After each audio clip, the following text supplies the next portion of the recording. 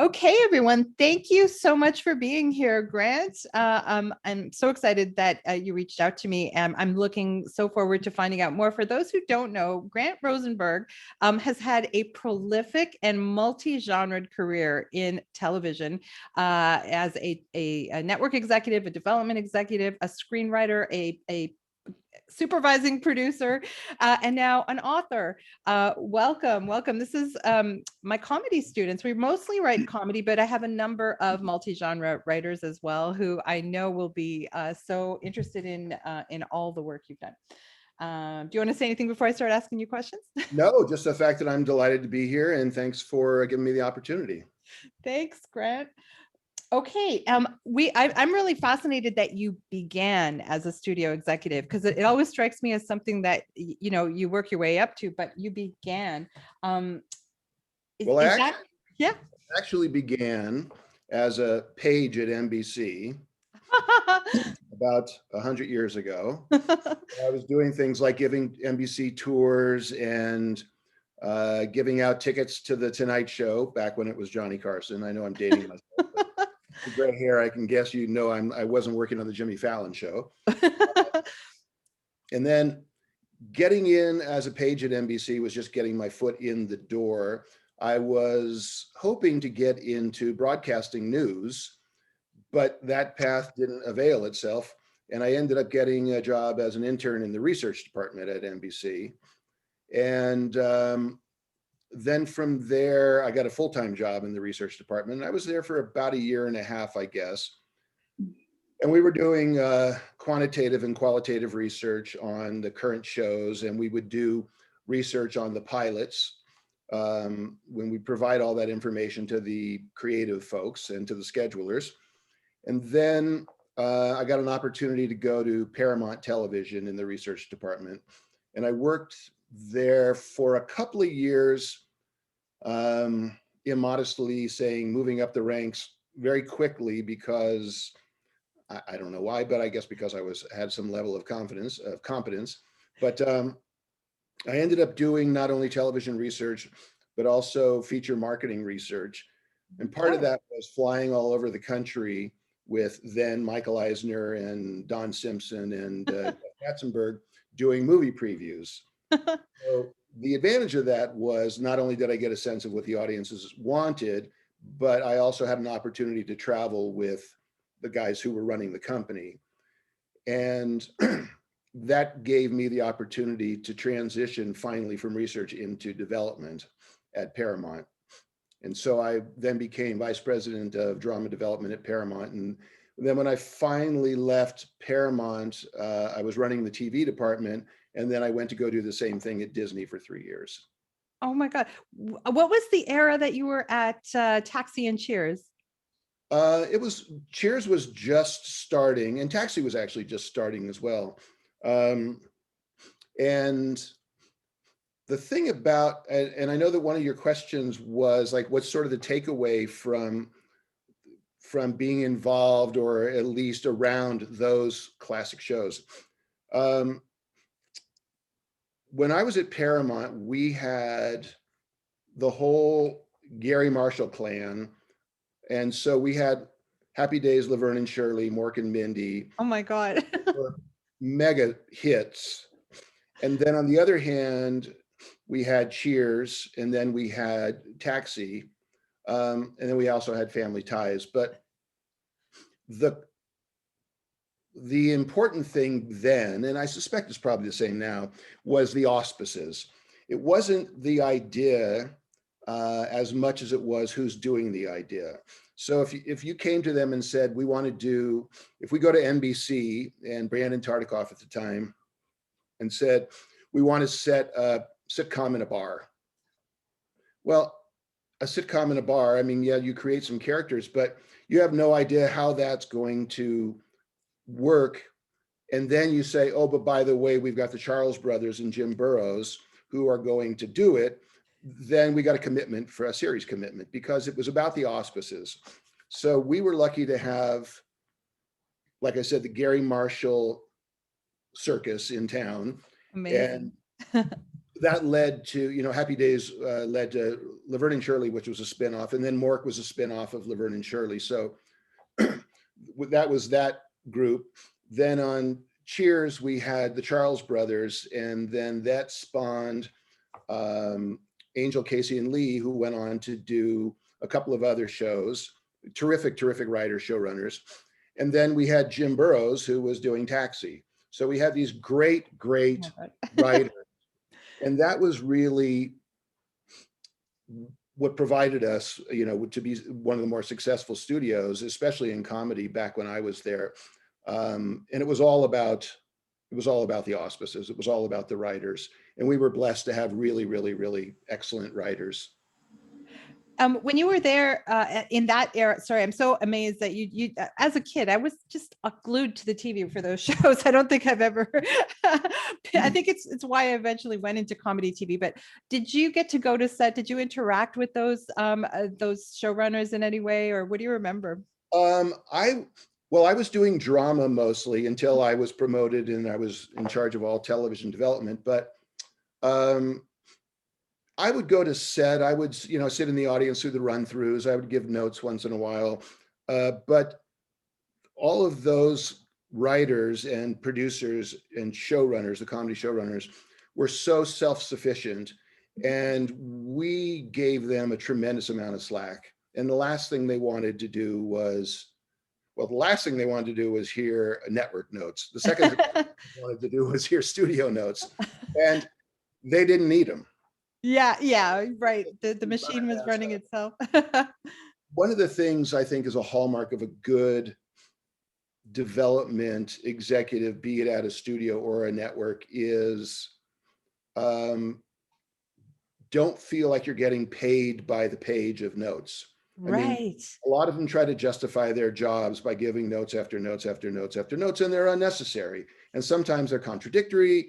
And the objective is to find a showrunner and a group of people that you can trust, and give them some slack and let them go. And that's just not the way the business runs right now, unless you're hiring, those 12 Hallmark people, those Dick Wolfs of the world, or the Shonda Rhimes of the world, or people like that. Then the network says, you know what, here's your commitment. Who are you going to cast? We'll get out of your hair because we've got other people we can bother. I do have to say, having worked for, on set for all the major studios, I noticed that Netflix, for the most part, stands back, does not interfere, in terms of the notes. Maybe they do on the back end, but with other studios and networks, I've noticed a big difference on set. So that's just it varies from person to person. It also varies from year to year, because the biggest involvement of the creative executives at the networks and at the studios is during the first year, obviously. Yes. That's when it's taking shape. If the show has a modicum of success and establishes some viewership, then they turn it over to the current people, and then they worry about the next crop coming up. So the more success the show has, the more they stand back, which is obvious. Yeah, you're right. After season 1 of Suits, they left us alone completely. Like it was, yeah. And then you were, do I have that right, that you were the executive who greenlit Golden Girls? No, Okay. I appreciate that. I'd like to say that. What happened was when I went to Disney, I went over to Disney with Michael Eisner and Jeff Katzenberg. We came from Paramount and went to Disney, and the cupboards were full of intellectual property. I mean, all of the stuff that Disney had ever done. I mean, there was an embarrassment of riches, but the development cupboards were bare. They had done nothing in television for a couple of years, other than the wide world of color and, the Sunday Disney movie and things like that. So one of the first things that we looked to do was to go out and acquire a show, if we could find one that wasn't attached to a studio. So Brandon Tartikoff, who was president of NBC at the time, brought in a writing producing group named Whit Thomas Harris. And Susan Harris was a brilliant writer who had come out of Soap. I loved Soap. And he pitched her an idea called Miami Nice, which was for elderly women in a retirement community in Miami. And she came up with Golden Girls, and we acquired it. So we brought it into our studio so we could have it for distribution and things like that. So we were involved in it creatively, tangentially. Again, great group of writer producers, and they didn't need a lot of notes. But so I was there when it happened, and since I was running the television division, I can wear that badge on my shirt. But I wasn't involved in the development of it. Did it feel like a risk at the time? Because now we know there's a huge audience for older women, but back then, did it feel like a risk, or did you know in the room? Well, it didn't feel like a risk for two reasons. First of all, because the president of NBC was the one who specifically wanted it. So this was his baby. So he was going to protect it and nurture it and put it in a good time slot. I don't remember what the time slot was, but I'm sure it was a protected time slot. Yeah. And Susan Harris is a terrific writer. So did we know it was going to be as successful? No, no one knows. Yeah. You never know. Knows. I remember I had a meeting when I was at Warner Brothers. I went in and met with a gentleman by the name of Harvey Shepard, who was the president of CBS, and we were talking about development.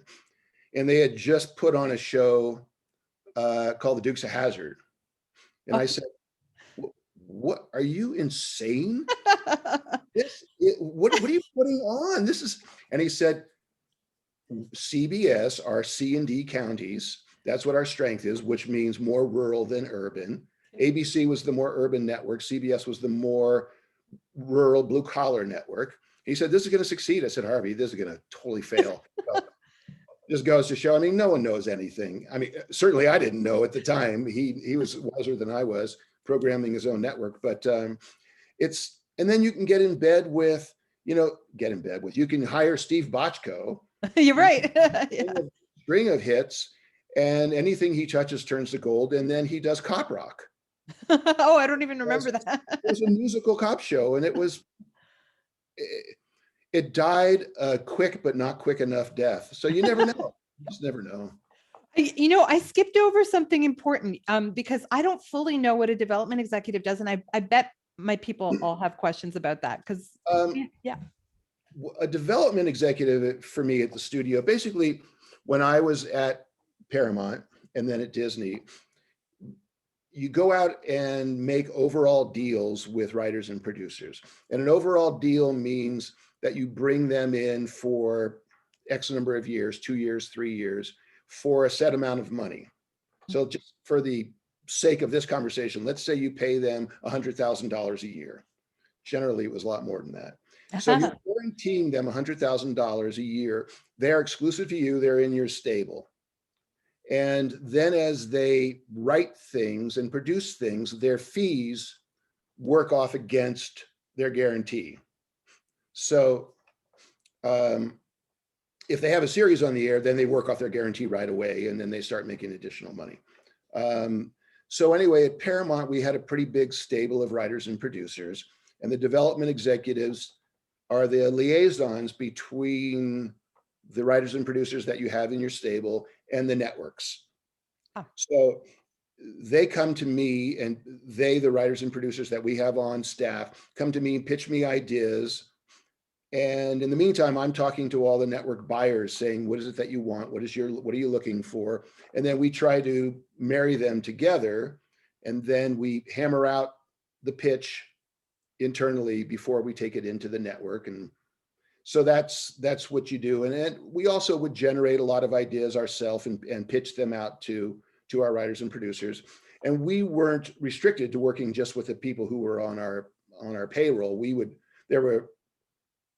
There were the vast majority of writers and producers did not have studio deals. So there still were a lot of them out there. But the real high-end ones would often come with commitments.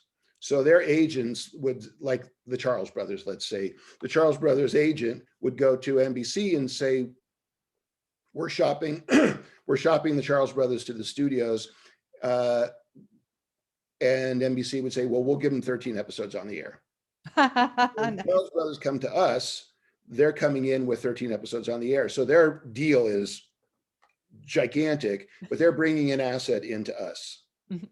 And for example, one of the things that happened with Happy Days was the emergence of Henry Winkler.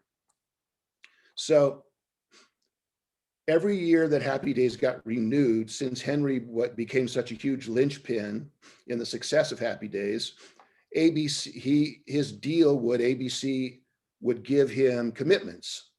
So he had what are called blind commitments, and they were commitments either for pilots or sometimes even for series. So Henry was on our lot. He was an asset on the Paramount lot. So I could take an idea to Henry's company, which is basically Henry, and pitch him an idea, and then we could package it with his commitment to ABC. That's how we sold MacGyver, for example. Oh, right. MacGyver, yes. So that's what a development executive does. It's a lot of constant keeping in touch with buyers to find out what they're looking for. It's a lot of schmoozing, and it's a lot of constantly keeping in touch with agents who, if you want to work with their clients, or trust me, agents are always calling you, pitching Yes. clients. It's a lot of reading material, and a lot of meetings, and you take a lot of pitches and you give a lot of pitches. So you must have, I'm trying to even put a number to how many pitches you must have been in, maybe thousands by now, right? Sure, yeah. Do you have any pitching advice for newer writers? I mean, you've seen it all, so. I do actually. I have a little. I teach a workshop. I shouldn't, Oh, but I did a workshop. I'm living in. I lived in Los Angeles for 40 years, and finally got tired of the traffic. And my wife and I built a home in Central Oregon. So, and the reason I mention that is because I'm a member of something called the Willamette Writers oh, okay. workshops, and there's a conference every year, and I do a workshop on pitching. So I've got just a couple. I'm glad you asked, because I have a couple of those. But in terms of developing an idea, you can do it one of three ways. Well, of course, you probably do it 100 ways, but one of three basic ways is find out what a network is looking for and develop for that need. Develop an idea that you're passionate about and hope to sell it, which sometimes they're saleable, sometimes they're not. But then you're sort of operating in the dark, but you're operating with a passion. Mhm. So that's good. And then the other is to option what's called IP, intellectual property. So that's a book, a magazine article. I did a show called Bitten, and it was based on a series of novels. And we shot it right there in Toronto, Hamilton, and Cambridge. So as you're developing your idea, the important is you want to find out what's working in TV. And a lot of pitches will be something like, it's Fleabag meets Killing Eve. Right, Or right. whatever that is, or it's Black Mirror for kids. And that's what a lot of elevator pitches end up being. The important thing is to have a good idea, because it's impossible to make a good series from a bad idea. Right, I agree. It's impossible to make a good movie from a bad idea. I learned that in 100 meetings with Jeff Katzenberg when we were talking about movie development at Paramount and at Disney. And for him, it was all about the idea. He said, if we've got a good idea, we can make at least a mediocre movie. If we've got a bad idea, it's only going to be a bad movie. Same thing is true in television. The other thing that's important when you're developing is to understand the idea is important, but the characters are what make the show. Because television is a character medium. It's not an idea medium, it's a character medium. You have to get people who want to come back and be with your characters on a weekly basis, which is why it's tough for anthologies to work. They're few and far between because they don't have continuing characters. Mm-hmm. So the idea will get you in the door. The characters will keep you on the air, assuming everything works out fine. This is great. So when you go into pitch, here are the things you need. You need a title, which is not critical, but a bad title will really set a bad tone in the room right away. You need a log line. Mhm. And a log line is 1 or 2 sentences that clearly demonstrates what the concept is. Yeah. Those are not so easy to come by. I learned Yeah. when I was writing my novel, which we'll talk about later, Yeah. you need, when people say, what's your book about? You need to be able to describe it in 1 paragraph. And the same thing with what's your television series about? Now, it could be my television series is about an ex-baseball player who runs a bar and thinks he's really good with women, but the person he's running the bar with, and this is a terrible log line, but you know where I'm going, Yeah. is very standoffish because he's too aggressive. I mean, Right. that's a bad log line for Cheers, but you understand the conceptually where we're going. You need to be able to explain what the premise of the show is. And the tone of the show is really important, especially these days. Same thing when you're developing the show, because there's so many outlets, you're not just selling to networks anymore. If you have an idea that you think might be a pay cable show, it might be for HBO or Showtime or Netflix or Amazon, it'll have probably a more 9 o'clock, a more adult tone than a show that you're pitching to NBC. Yes. So knowing what the tone of the show is important for you to be able to verbalize. And then you have to talk, of course, who your characters are, and if you're in a room pitching to somebody, you're going to want some sample episodes too. Yeah. One-liners. Yeah. When I was at Paramount and we sold MacGyver, I'm not going to tell you the whole MacGyver story because it'll take a time. The bottom line was we shot the pilot and ABC was not thrilled with it at all. So we recut the entire pilot. We knocked 30 minutes out of it.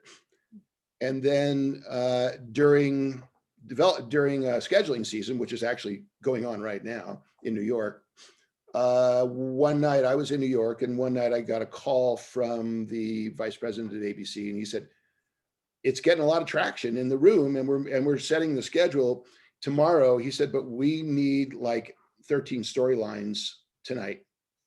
So he said, we just don't know where the show's going.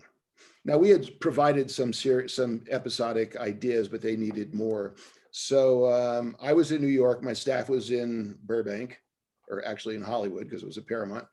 And I ordered up a IBM Selectric and a 6-pack of Heineken. And I called my staff and said, just start calling me with ideas, and I'm going to write them up. And we finally finished up around, I don't know, sometime after midnight, and sent the storylines off, and they were slid underneath the doors of the network executives. And the next day they picked up the show. So, oh my God. Do you know that to know where the show is going? As new writers, we're told, and we do this in class anyway, that we got to come in with our first season arced, like our first season beat out and arced in the pitch document, which we do. Like, it's now a matter of course for us. I do it even in my program. We spend the most, but I mean, this is a great story for that. But also, we spend the most amount of time developing the characters. So I was so happy that you said that about, because I think everything. I mean, if you look at a show that I mentioned before, Fleabag, I mean, she's brilliant. She's a brilliant writer. She's a wonderful, charismatic actress. And yeah, they broke the fourth wall. And I mean, they did things on the show that were a little somewhat unique. But if you didn't like her character, you weren't going to watch the show. Yeah. It was all about the character. And she wasn't for everybody, but I mean, it was brilliant. Yeah. So, and actually, this is not, well, I guess you could point to almost any, Taxi. I mean, you love those characters. Cheers, you love those characters. And to me, the show that really epitomizes this the most, and I'm going back into my history, not a show I worked on, it was Moonlighting. Oh, I love that show. People fell in love with David and Maddie, and they started doing Shakespearean stuff and musicals in black and white, and it didn't matter because people didn't care what the story was. They just wanted to see them. So that to me was like, one of the quintessential stories of, or examples of how characters drive a series as opposed to storylines. Yeah, I mean, both of them also very, very charismatic actors on top of that, right? Right. Um, okay. Sorry, I'm just looking on my list. I have All some. right. So you then transitioned after all of that, all that epic career you already had, you transitioned to the writer's room. Tell me about that. Well, I'd worked 11 years as a studio executive, and I always wanted to write. Um, and I always had sort of an idea that I wanted to make the transition to what we call the other side of the desk, where you're pitching as opposed to being pitched to. Uh, and I wanted to be able to do it while I was, young enough and still have the contacts and things like that.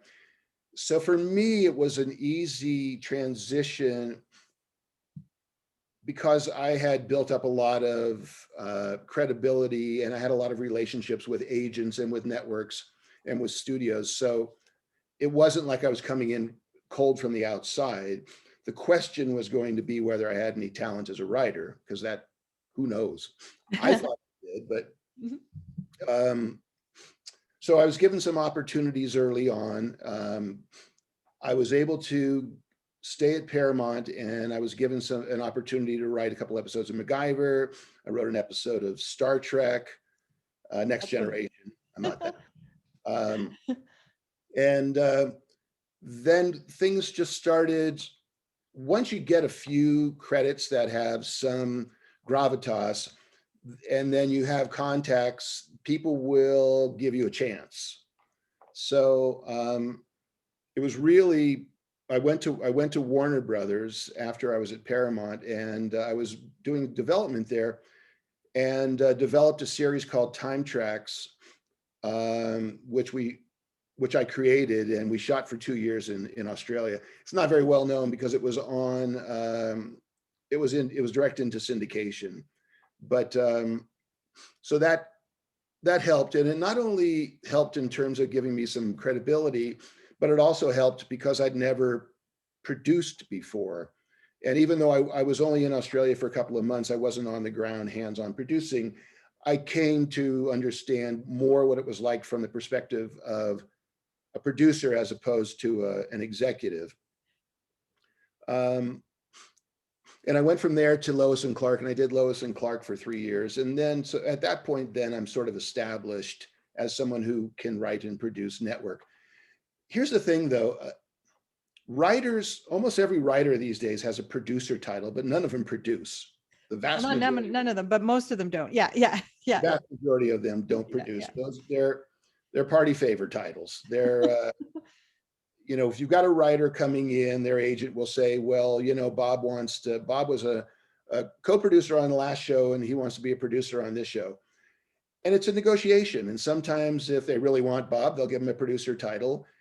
Sometimes it's, no, we're going to give him a co-producer title, and maybe he can earn a producer title. But they don't produce, because producing is a talent unto itself. Yeah. And on Lois and Clark, I wrote and I produced to a degree, but I wasn't the showrunner by any means. But then when I went to, we were on hiatus on Lois and Clark, and there was a show in Canada, in Vancouver, called Poltergeist: The Legacy, and it was having a lot of problems. And they called me and they said, while you're on your hiatus, would you come up to Vancouver and run this show? Wow. So it was like, sure. So what I found, which I was delighted about, was that my experience as a producer, as a studio executive, really came in very, very handy in terms of being a showrunner, because it's a lot of the same skill sets. And so then after that, the rest of my work for 20 years hence was really running shows on a hands-on basis and everything that entailed. Wow. So it didn't happen overnight, but I had a good upward trend. And I know one of your questions was about Canada, and just jumping to that. Once I started producing in Vancouver, which I loved, I was there off and on for 3 years. And then afterwards, when Poltergeist was over, the same production company, the same entity, MGM, was doing Outer Limits. And they said, you want to stay up here and do Outer Limits. So I did Outer Limits, like co-executive produced that. And then Warner Brothers called and they said, we're doing a feature up there, but we want to do it, like on a TV mentality and a TV budget. So for that, it was like, I did a feature called Valentine, which I was the producer of. And in features, producers are the people who run the show, not the executive producers. That's more of an honorary financial title. So we shot that. And in the meantime, I became a landed immigrant. I became a permanent citizen, which is sort of a misnomer because you're not really a permanent citizen, but I got my card. So I was able to work as a Canadian. And so then I became known as the American showrunner who can work as a Canadian and who doesn't mind living in Canada. So my career after that was all the calls were from Canadian companies and Canadian networks to go on to shows. And so I just did one show after another, after another, after another. And you like Vancouver better than Toronto though, right?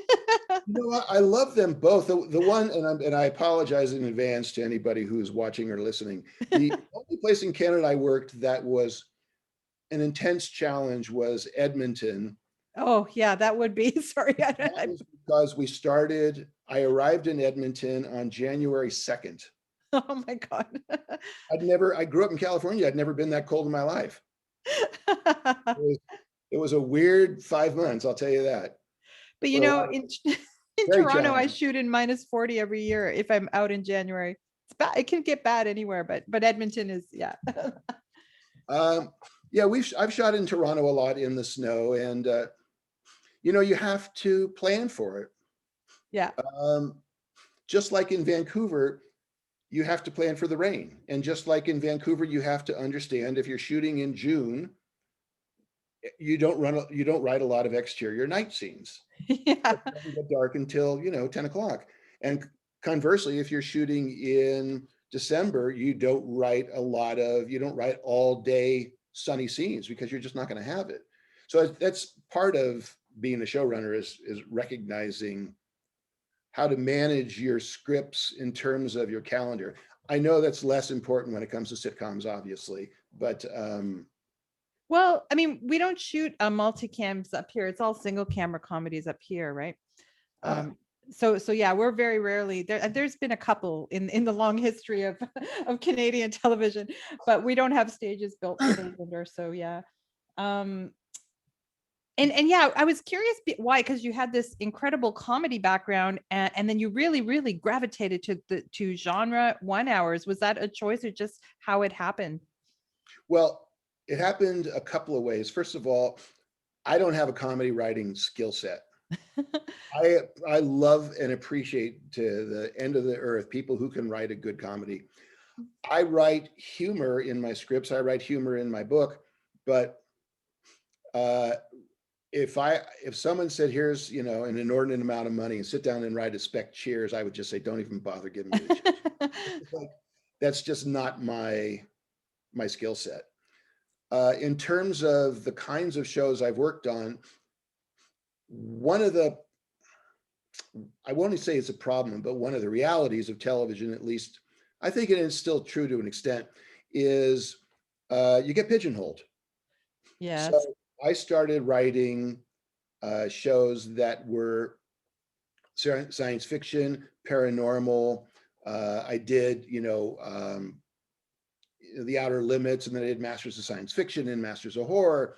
And so you just that's just the shelf that they put you on.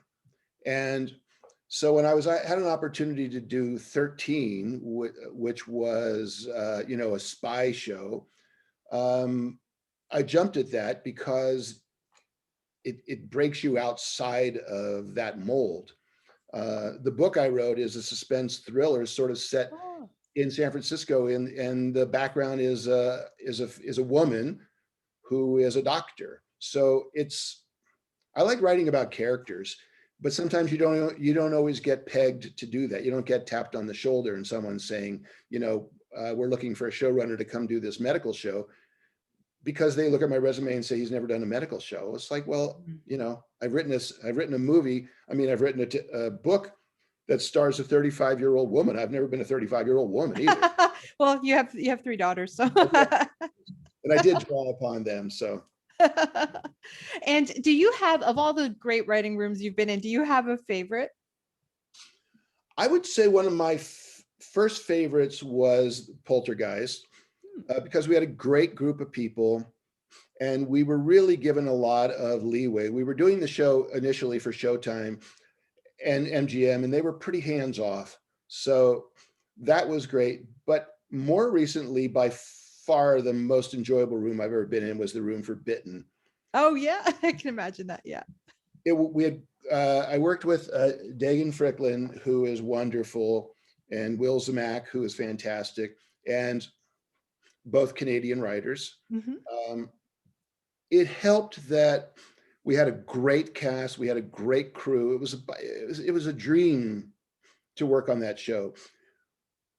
We had a little bit of involvement from E1, but they were pretty respectful, and the network space was completely fabulous to work with. So that all lends itself to a really positive writing room.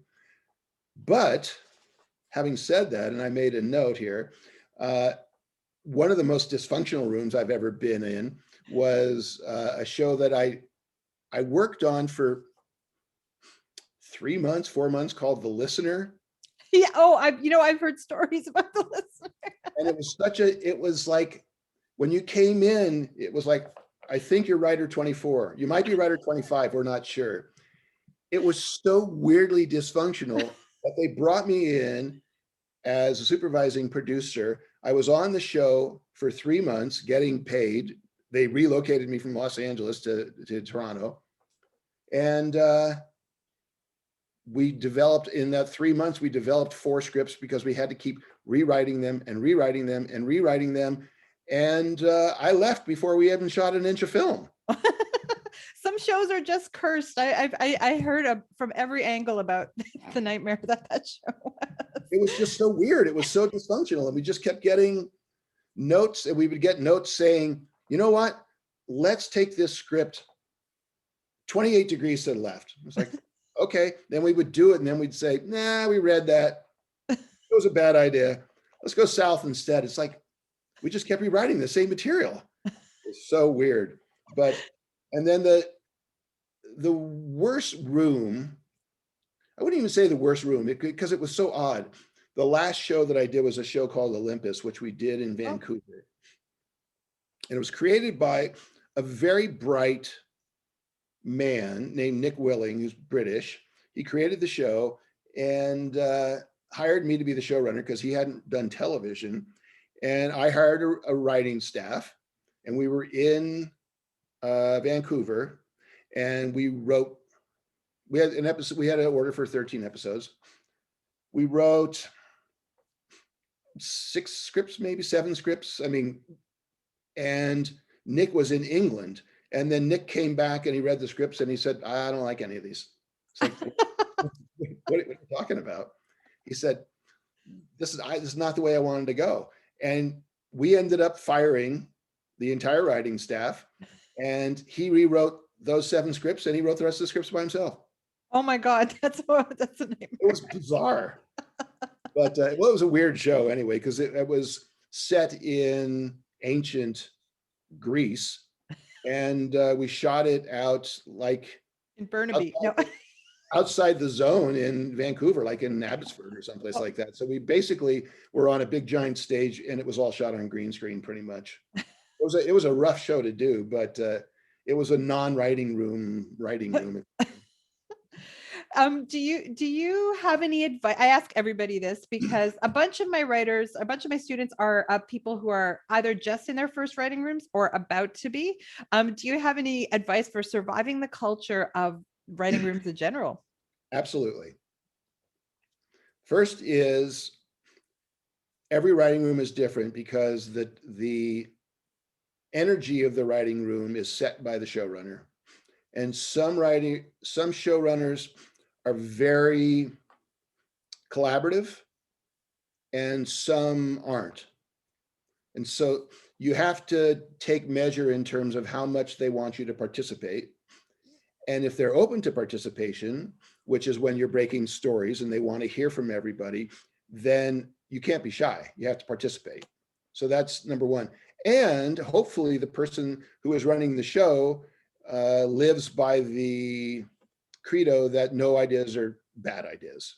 I mean, they may not work, but don't be cowed into saying, Mom, I got an idea, but this might be the dumbest idea ever. If I say it, they're going to like hate me. It's like, no, just go for it. Because it may be the idea that opens it up. It may be, you know what, that's really bold and it doesn't work here, but maybe it'll work somewhere else. So that's one of the things. The other thing is you got to come prepared. If there was a script that came out last night and when you gather, you're going to give notes on it, you better have done your homework, because this isn't like summer camp. This is like a job. Yeah. The other thing is pay attention and put your cell phone away and don't text. If I'm running a writing room and someone is texting something, I'll just tell them to leave. I mean, That's great. That's great. it's like, it's so rude and disrespectful. And it's gotten to be a really, really bad habit. And you just don't do that. If you're writing a script that's been broken in the room and has gone through outline stage, stick to the outline. Don't freelance. Now, when I'm writing dramas and we have an outline, sometimes you'll get to the point where, it sounded good in outline, but it doesn't really work. And sometimes you'll take a little leeway to make things work. That's okay. But if you all of a sudden it's like, oh, I've got a really good idea, I'm going to just take a flyer on this, you're just going to anger everybody. I mean, a good case in point is I was working with a really, really clever writer on Lois and Clark, and we had a pretty tight script. We had a pretty tight deadline, and he took the script and he took it to Mars. I don't know what he did. He went way off book, and we all got called into the executive producer's office the next morning, and he was ranting because the script was unshootable. It was unproducible completely. So it's like, that's not your leeway to do that. Yeah. Really, really important. And I have fired people for this. You got to get your material in on time. And it's, the dog ate my homework. My computer broke down. It's like, you're a professional, man. It's like, that's not acceptable. It's just not acceptable, especially in series television. If you don't have a script, you're dead in the water. It means someone else is going to have to pick up the slack. So that's a ticket out. And here's the other thing, and I would say maybe the last thing, and it's when you write a script, understand that unless you're the showrunner, your script's going to get rewritten for 100 different reasons. First of all, because unless you're the showrunner, you've got less experience than that man or that woman. Generally, the showrunner takes, or someone, a senior on the staff, will take the last pass on the script to make sure that the voice on the script is consistent with the voice in the show. And if someone's going to give you notes, don't take umbrage at it. That's just part of it. Don't be inflexible. If they give you the opportunity to do another pass on it, if you turn in a first draft and they say, okay, here are the notes, we're going to allow you to do another pass on it, that's a privilege. If they say, you know what, I got it, thanks, I'm going to take it and do it myself, don't whine about it. Just move on, because that's part of the growth process. The script I wrote for Star Trek Next Generation was one of the first scripts I'd written. And I'm not a Star Trek fan at all. Oh, I was going to ask, because I'm not either. We're the only two. I got that opportunity because the executive producer was someone that I hired when I was an executive. Nice. Come on in and write this script. So I wrote it and I turned it in, and they said, you did a really nice job. And I said, I'm sure it was rough. We're going to take it in-house. And I was like, I felt like I had failed, number one. And number two, I didn't get angry about it, but I was like, well, why don't you give me a shot? I'm sure I wasn't that whiny about it, but it was like, why don't you give me a shot? And it was like, because we know the show. Yeah. You don't know the show. We have to send it through the, sausage maker and have it come out the other side. So it sounds like one of our episodes. And it's like, well, that makes sense, especially on a show like that, because it's so specific. But when that happens, I mean, like when I was doing Bitten, we had a writer who, he was a young writer, and he would write a script and he would turn it in really fast, but it's like, you didn't take any of our notes. Yeah, but I got it in really fast. It's like, okay, I guess I know what I'm doing this weekend, rewriting your script, which is part of my job anyway. But anyway, those are the pointers. Those are excellent. I was so lucky enough to sit in on one of the shows I worked on. The showrunner let me watch him rewrite a script with the writer in the room. He would do it with the writer in the room. That was wild, like going line by line and talking through every single beat. It was wild. But yeah, I mean, I really feel it. We really feel, as you know, on set, if a script is late, we are dying on set. There's locations, it's freaking out. The ADs can't we can't do it. It's awful. Well, one of your questions, and something that I really want to talk about, is the role of the supervising producer. Yes. I won't dwell on it, but being a good supervising producer is, I'm not even gonna say supervising producer, because they give away titles, as I mentioned before. Being a showrunner when I say it's a full-time job, it's a 24-hour job, 7-day-a-week job. Because, especially for me, because I was on set a lot of the time, so I didn't have an opportunity to write in my office. So the weekends were for writing, either writing originals or rewriting. But that's fine. I mean, that was the job, and I got compensated, and that's what I enjoyed doing, and that's was the job. In all the shows I did, I never, ever, on no show did we ever miss a script deadline. Oh, wow. Because if you miss a script deadline and you have to push a show, so first of all, it's irresponsible, completely irresponsible. Second of all, it's really expensive to put the show on hiatus for a week, because a lot of people are still getting paid. And there's no excuse for it. Now, sometimes you'll write a script will be written, and it'll go to the network, and the network will say, whoa, whoa, whoa, whoa, whoa. We've got a huge problem with this. Well, first of all, you should have gotten the script to the network way ahead of time to anticipate this. But we've had to write scripts over the weekend from scratch to have something on Monday to prep. Yeah. That's it. I mean, so it's a killer, but that's part of the job. And to me, and like I said before, different showrunners use different, have different techniques and stuff.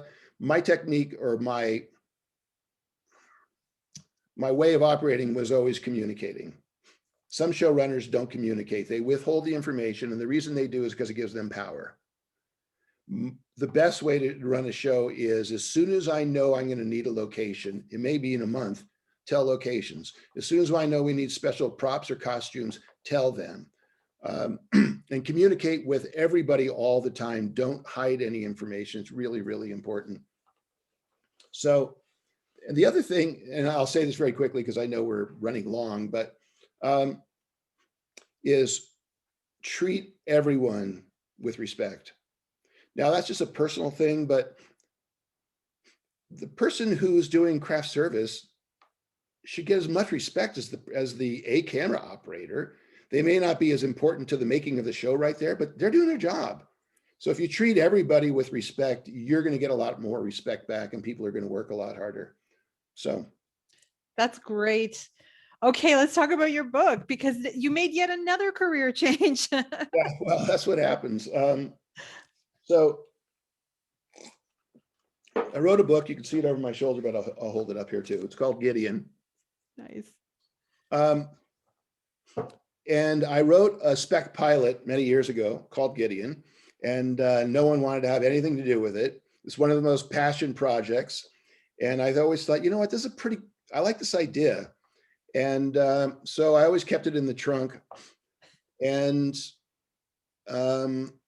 when we moved up to Oregon, I decided, you know what, I'm just going to take time off and I'm just going to do something that I've always wanted to do, which was to write a novel. I didn't know if I would enjoy the process because writing prose is quite a bit different than writing teleplays and screenplays. But to my delight, I discovered that I enjoyed it quite a bit. So it took me about a year to write. It's a process. And I was lucky enough to find a publisher, Pegasus Publishing in London. And it's a mystery suspense thriller, takes place in San Francisco, which is where I was born and raised. And it's about a young woman in her mid-30s who is a doctor who is leading a pretty idyllic life, and her father is brutally murdered. And when her father is murdered, she finds out that he was leading a secret life, a dangerous secret life, a double life. And that comes back to put her and her sister in jeopardy. And she has to make really hard decisions about, does she cross moral and ethical lines to protect herself and her sister? And she finds herself in some very dark places. Wow, that sounds great. Cool. It's cool. It's a good book. It's gotten really, really great reaction. So I'm very, very, very blessed about that. It's available on Amazon, and yeah, the reviews on Amazon have been fantastic. And it's tough. It's a tough, television is a tough business. Publishing is a tough business. I think publishing is harder than television. Like Pegasus, fairly sizable publisher, right? Like it's almost, most people can't even get a publisher anymore. Yeah, I was fortunate. But I think the material spoke for itself, I would like to think. And also the fact that even though I'm a first-time novelist, I'm not a novice when it comes to this world. And I had access to a lot of social influencers who have helped me in terms of publicizing the book. One of whom was Laura Vandervoort from Bitten, who is, I just love Laura, and she's got 250,000 followers on Instagram, and she helped me with my book. So I don't know how many of those people bought the book, but it's nice to have friends who are willing to make a call for you, That's wonderful. Do you see it as IP for a movie or a series? I have agents who are taking it, who have it out to the studios and to producers right now. I didn't write it as, when I wrote it, my intention was to get it published. So I'm really happy and proud that I got it published. It just so happens that there's no question that it's a movie. Yeah, I agree. Vehicle for a young actress. It's a terrific vehicle. I hope it'll get set up. I'm not naive about how difficult that is. But in the meantime, I'm about a month away from finishing the sequel. It's a three-part, as it evolved, it's a three-part book. So wow. So it's good. So it gives me something to do. You're like me, and that's, I can't stop working. I have a problem with it. But yeah, you've gone through even more iterations than I can imagine myself going through. It's wonderful. Do you have 10 minutes? Can we stay on another 10 minutes and take questions? Oh, I've got all the time in the world. Thank you so much. I'm going to open it up to, if people can type in chat, or if they want to unmute themselves. If you have any questions for Grant, what a rare opportunity. Like I couldn't have asked for a guest that had more experience, that was so a mystery to, not a lot about film or TV is a mystery to me, but a lot of the things that you have been through are. No questions? We have a lot of really oh, we've got Nick in California. Come on, Nick, you've got a question. We've got Ryan. We've got people from, a lot of people in this part of the world. Mark Hassan, super fan. He's not a writer, but he's a super fan of all your shows. I'm sure he's got questions. If anyone's got questions, type them in the chat. And by the way, if any of you want to get any more information about me or about the book, my website is Grant E. Rosenberg, Rosenberg .com. Great. Yeah. Oh, Nick. Aha. I knew Nick would have a question. How common is it to be a TV writer and also be a director on the show? Um, it's not that common. It's not uncommon, but it's not that common. They're complementary skill sets. And certainly a lot of great directors like Joss Whedon and, JJ and people like that started as writers. But in television, when you're directing, it's all consuming for the episode that you're on. So it's difficult to also be involved in the writing per se. Now, it's not to say that you can't be supervising the writing, but you probably aren't too hands-on. And writers who are on shows that are in multiple seasons, sometimes they negotiate to direct an episode or two. Same thing with actors and actresses, of course. Yes, yes. They get their shot directing when they redo their contract. But it's like I said, it's complementary. I mean, I was given opportunities to direct when I was doing episodic, and I never took them. Now I sort of wish I did. But anyway, it's not that common to be a full-time writer and also direct episodes. I wish I did too. Someone offered me something and I said no, I was too shy, but I wish I did, because you learn on the job. I notice in comedy, a lot of the comedy writers do direct, but I think that's in later seasons. Well, one of the things that's interesting in comedy, in four-camera comedy, is they usually hire a director to do all episodes. Yes, yeah, that's right. And that's great because he or she knows the rhythms and there's a familiarity, and it works in comedy because it's 5-day schedule. Now I'm talking about stage comedy. It's 5-day schedule, and then it's the weekend, and then another 5-day schedule. You can't do that in drama because as you well know, while one director is shooting, the next director is prepping. Yeah. Yeah. Oh, did you know our director on My Big Fat Greek Wedding was Joel Zwick, who was the first AD on Happy Days? Yeah, I know Joel. I think he was out of retirement. He came out of retirement to do Greek Wedding, and then I think he went back into retirement. Yeah, well, good for him. So talented. He told me, yeah, he did Bosom Buddies. So he had discovered Tom in Bosom Buddies. Monique. Well, a lot of people take credit for discovering Tom in Bosom Buddies. I believe Joel though, because Tom paid him back with Greek Wedding, right? So I believe that. Nick says, thank you, Grant. And Monique says, thanks so much for all the great info. Grant, any insights with writing or TV and film in general for addressing BIPOC or disabilities? Monique, do you mean in content or for the writers? Monique is a BIPOC script supervisor and screenwriter. Oh. Yeah. Well, do you know the term BIPOC, by the way? Some Americans don't. I think so. Okay. Black, Indigenous, people of color. Sometimes people go, what are you talking about? Okay. Right. And Monique, I must say that the answer sadly is no. Oh, you don't.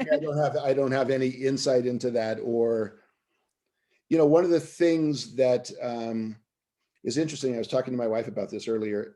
I don't know if it's interesting, but that television has evolved so much. It's still evolving right now, but it's in the last 10 years, it's completely undergone a metamorphosis, not only in terms of the number of outlets that you have, the number of opportunities to create content for, but also it's as I'm sure you all know, the opportunities for people of color, the opportunities for women are finally coming around. And conversely, the opportunities for Caucasian men are narrowing a little bit. And I was saying, you know what, I'm happy that I had my career when I did. And it's just so, right now, it's just such an odd, fantastic time in terms of everything is just, when I was, this absolutely doesn't answer your question, but when I was doing what I was doing, we had 4 places to sell. And Fox wasn't even around, and it was just 3 places to sell, and it was sort of cut and dry. Now there are 30 places to sell at least. And I think that makes it easier to get content on, but a little more confusing. And also, I think the competition, while there is more opportunity, I think the competition is getting harder as well. Yeah, I feel like, and maybe this is just me because I've transitioned to writing later in life, but I feel like the door is wide open, and I've never felt like that before in any era. It's weird. It's like, tell us what you got. Is it about you as a woman? Is it about you? Yeah, it's really, I never heard that before. So Monique, it's getting better. It's getting better. Oh, there's a lot more questions coming. Oh yes. Okay, here we go. Nick, again, I apologize if you already answered this. I've been in and out. Did you approach writing a novel the same way you do a script? Great question. Or did you take a different approach?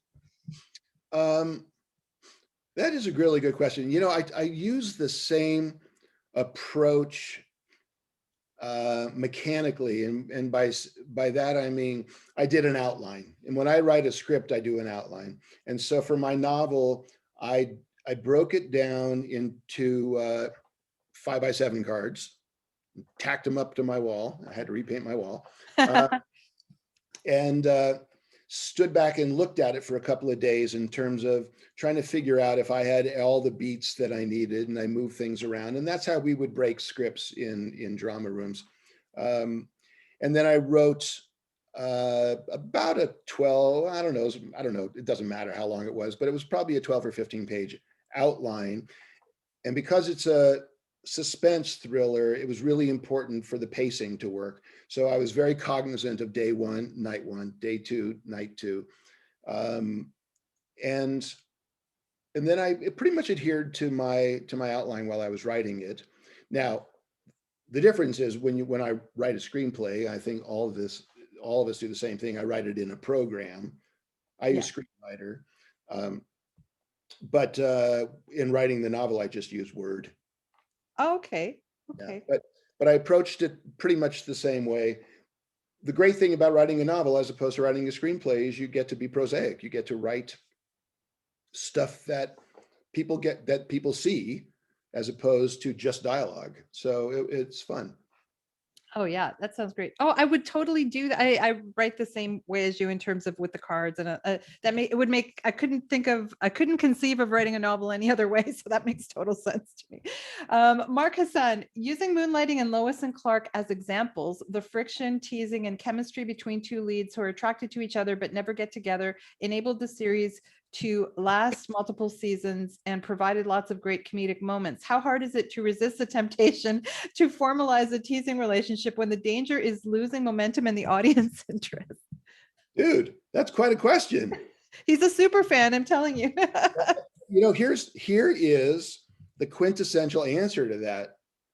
ABC insisted that Lois and Clark get married, and that killed the show. It absolutely, that was the end of the show. So he wrote, yeah. Give me 1 second while I take a water. Yeah. He wrote, yeah. On, I think it's easier on sitcoms because Cheers, they were able to keep that push and pull for a long time.